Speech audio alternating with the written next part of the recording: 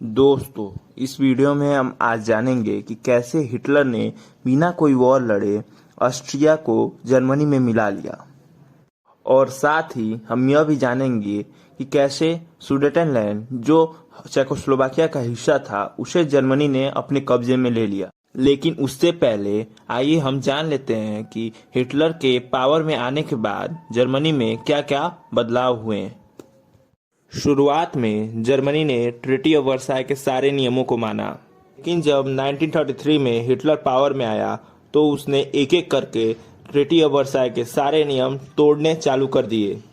Hitler ने German media पर पूरी तरह कंट्रोल कर लिया और अपोजिशन को खत्म कर दिया। कम्युनिस्टों को जेल में डाल दिया गया। वन पार्टी सिस्टम लागू कर दिया गया जर्मनी में। हिटलर अब पूरी तरह से डिक्टेटर बन चुका था जर्मनी का। ईयर 1935 में बाकी दुनिया को पता चलता है कि जर्मनी के पास अपनी एक एयरफोर्स है। आप कहोगे इसमें कौन सी बड़ी बात है, हर कंट्री के पास अपनी एक एयरफोर्स तो होती ही है। लेकिन ट्रीटी ऑफ वर्साई में एक कंडीशन लिखी गई थी कि जर्मनी के पास अपनी कोई एयरफोर्स नहीं हो सकती। इसी साल ब्रिटेन और जर्मनी के बीच Anglo German naval agreement sign होता है, जिसमें कुछ कंडीशंस के साथ ब्रिटेन जर्मनी को यह छूट दे देता है कि वो अपनी नेवी डेवलप कर सकता है। ट्रीटी ऑफ वर्साइल के शर्तों के अनुसार जर्मनी को राइनलैंड में अपनी मिलिट्री रखने की इजाज़त नहीं दी गई थी, लेकिन हिटलर ने ईयर 1936 में यहां आर्मी और एयरफोर्स दोनों को ही तैनात कर दिया और फ्रांस और ब्रिटेन दोनों चुपचाप देखते रहे। उन्होंने हिटलर को कुछ नहीं कहा। इसके बाद जर्मनी और इटली के बीच एक समझौता हुआ जिसे रोम बर्लिन एक्सिस के नाम से जाना जाता है। इसमें रोम इटली का कैपिटल और बर्लिन जर्मनी का कैपिटल है, और इस एक्सिस नाम के कारण ही इस ग्रुप को सेकेंड वर्ल्ड वॉर में एक्सिस पावर कहा गया। फिर जर्मनी ने जापान के साथ भी कुछ ऐसा ही समझौता किया जिसका नाम जर्मनी जापान पैक्ट था। इसके बाद जर्मनी 2 से 3 साल तक शांत रहता है।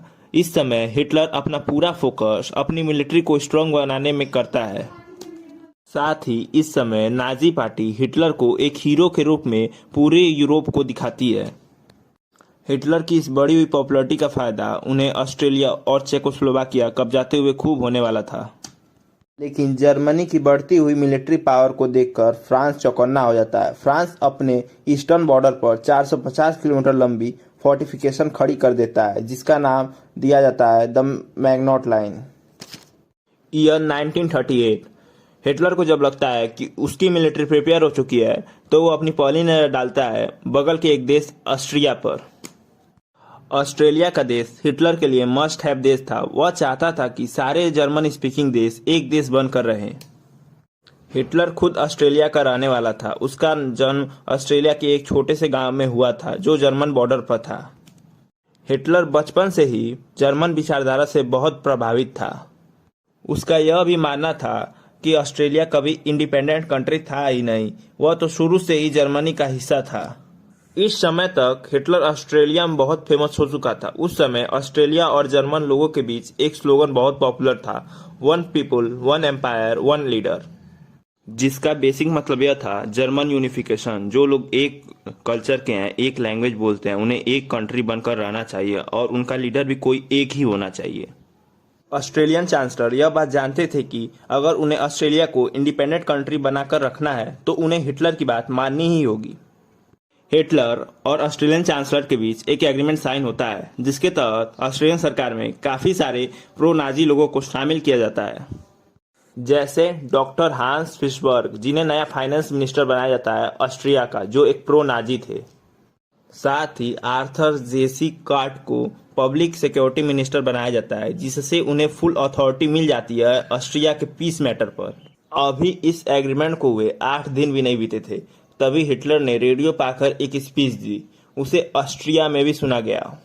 इसमें कहा गया कि जर्मनी अब और बर्दाश्त नहीं करेगा जर्मन बॉर्डर पर रह रहे 10 मिलियन जर्मन्स के ऊपर हो रहे सप्रेशन को।